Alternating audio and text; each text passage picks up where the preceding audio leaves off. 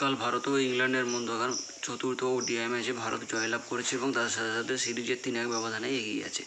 তো এর আগের ম্যাচে ইংল্যান্ড যেভাবে কামব্যাক করেছিল, তো একটা আশা ছিল যে ভারত খুব সহজে বা কোনো ফাইট ছাড়াই ভারত এই সিরিজ জিতে যাবে, এরকম কোনো সম্ভাবনা ছিল না। কিন্তু কালকের ম্যাচ যা হয়েছে তাতে করে কালকের ম্যাচে টিম ইন্ডিয়ার মহিলা দলের সদস্যদের যে পারফরমেন্স ছিল, সে ব্যাট হাতে হোক, বল হাতে হোক বা ফিল্ডিংয়ে, তো সব দিক থেকে ভারতীয় দল কালকে পুরো যে ফুল মার্কস পারফরমেন্স হয়, সেই ফুল মার্কস পারফরমেন্স দিয়েছে। তো কালকে একটা জিনিসে খারাপ লাগলো যে টিম ইন্ডিয়া একটা ছোটো রান চেস পেয়েছিল, 126 রান টোটাল, যেখানে 127 তাদেরকে করতে হতো। সেই রানটার জন্য কালকে তারা 4 উইকেট হারিয়েছে এবং যে 4 উইকেট হারিয়েছে সেখানে রয়েছে স্মৃতি মান্ধানা, শেফালি বর্মা, হরমনপ্রীত কৌর, রিচা ঘোষ, জেমি রড্রিক্স, এই সমস্ত প্লেয়াররা।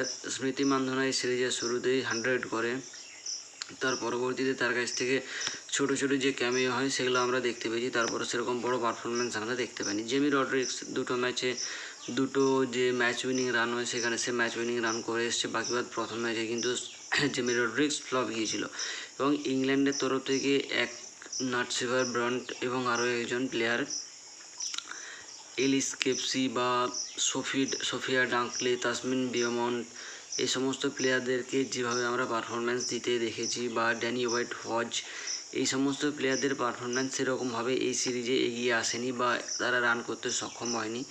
এবং বিশেষ করে নাল্লাপুর রেড্ডি চরণে তার যে বোলিং অ্যাকশন বা তার যে বোলিং স্পেলগুলো রয়েছে, সেখানে কিন্তু ইংল্যান্ড তার বল গুগলি হবে না, টার্ন হবে না, কিছুই হবে না, অর্থাৎ নর্মাল ডেলিভারি হবে, সেটা পড়তে তারা সক্ষম হয়নি। অর্থাৎ নাল্লাপুর রেড্ডির যে জাদু তৈরি করে নিয়ে এসেছিলো ভারতীয় দল ভারত থেকে, তো সেই জাদুর এখনও কোনো তোড় বা জাদুর কোনো মোকাবিলা করতে ইংল্যান্ড সক্ষম হয়নি। এবং হয়তো আগে যত নাল্লাপুর রেড্ডি যত খেলবে তত তার স্পিন হয়তো আর অতটা মিস্ট্রি থাকবে না, এখন যতটা মিস্ট্রি রয়েছে তারপর তার এগেনস্টে রান হওয়া শুরু হয়ে যাবে, সেটা আলাদা কথা।